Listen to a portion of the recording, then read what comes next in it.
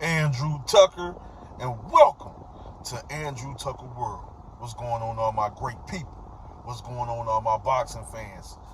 Man, this fight right here, Zhilei Zhang versus Joyce, man, that's gonna be a great fight. That's gonna be a great fight, man. You know, people saying boxing is dying. No, man. Boxing would never die. I'm going to tell you guys why boxing would never die. I don't care if I had 200 subscribers or 1 million subscribers saying this. I'm going to keep it real. And even if I have 7,000, close to 8,000 subscribers, even if I had 1 million to 2 million subscribers, or 8 million subscribers, like some of the people that subscribe to my channel. Like some of the guys that subscribe to my channel. Some got a couple of thousand. Some got over 40,000, 50,000, 80,000, over 100,000. Some guys got over 1 million, 900,000, close to 1 million, 2 million, 3 million that subscribe to my channel. I don't care who agree with me or don't agree with me when I say this. I respect everybody's opinion. And if you don't see it my way, that's okay, because I'm not trying to force you to see it my way. I'm not trying to force you to see it my way. I'm not trying to, control your way of thinking. You know what I mean? Like, basically, if it's you telling the truth, or it's me telling the truth, or me stating facts, or you stating facts. You know what I'm saying? Because if you stating facts, I'm going to admit it. If you telling the truth, I'm going to admit it. If you telling the truth and you stating facts, I'm going to admit it.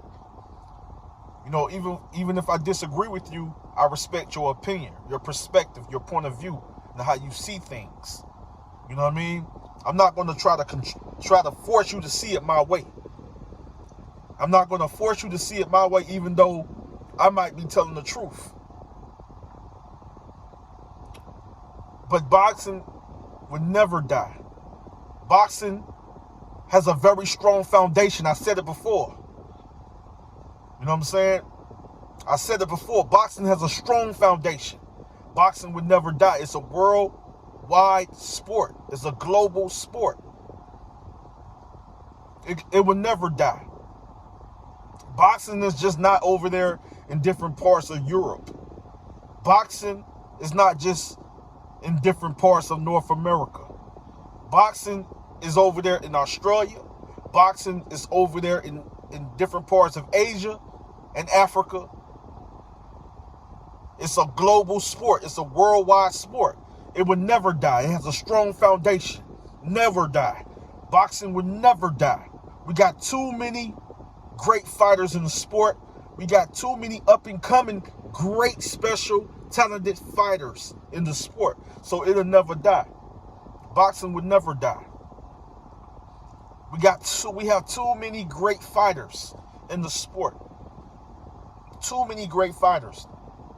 Too many great, skilled, elite level veterans in the sport. Now, I know we're not getting certain fights that we want to see. I know there's the business side of boxing. There's the politics. There's greed in the sport of boxing. There's greed. But I understand the business side of boxing. I understand the politics side of boxing. I understand, why certain fights can't easily get made. And I understand who's in the middle of making the fights happen. I understand every individual that's a part of putting together an event. I am aware of every individual that's a part of a network, that plays a position in a role being part of a network, a promotional company. I understand the role of investors. I understand the role of investors. I understand the role of advisors, managers. I understand the role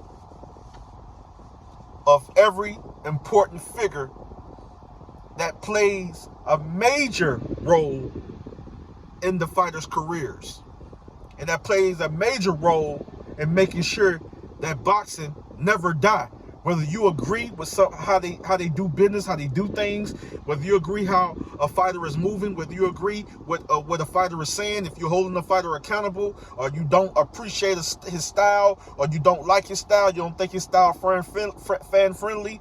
Well, all these guys have fan bases to a certain extent. Some fan bases are bigger than others, so it's going to have to be somebody that's appreciating this fighter style, appreciating that fighter style. It's just so we get everything that we ask for in the sport of boxing. we get it. Like everything we ask for in a fighter, we get it. Don't matter what kind of style. Don't matter the way the fighter gets in the ring and performs, the way his style, the way he fights. We get these fights. We get Gervonta Tank Davis versus Ryan Garcia. That's a big fight. Two very interesting styles. That's going to make a very epic battle. Two elite level fighters in my eyes. You guys can say Ryan is he's not on the same level as Gervonta Tank Davis. Well, he got a chance to prove that he's on the same level as Gervonta Tank Davis, and he got a chance to prove that he may be even better than Gervonta Tank Davis. And so, when the one fighter is saying that he's going to beat this fighter, and then he calls out another fighter, another great fighter in Devin Haney, and I know all these young guys want to fight each other. Shakur Stevenson wants to fight Devin Haney. Devin Haney, I believe, will not avoid. Sooner or later, he'll eventually have to fight Shakur Stevenson.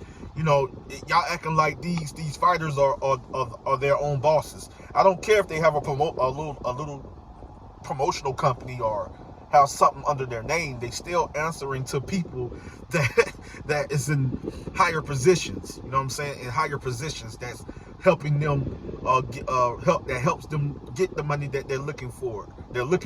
Help them get the certain fights that they are looking for. To help put them in certain positions to make them great, or to make them an even bigger star. You know, of course, a fighter can now promote himself nowadays, just basically simply through social media. You know what I mean? So a fighter can promote himself. A fighter can most definitely establish his own foundation, establish and build his own empire through social media like YouTube, Instagram, Twitter, all these others, TikTok. There's so many avenues as far as when it comes to social media. So many avenues. You know what I'm saying? But I respect every fighter that stepped in the ring. You know, not just because I was an amateur fighter, and not just because I have a boxing eye and I got so much love for the sport. You know what I'm saying? So, you know, I might not see it a lot of you guys' way. I might see it from a totally different angle. I might be up in the sky looking down, while you guys on the ground looking and scoping out the area. I might be scoping out the whole. I might be scoping out so many areas. I might be a satellite, while you guys are a satellite dish. And I could be a satellite, seeing everything from space, while you guys here on ground.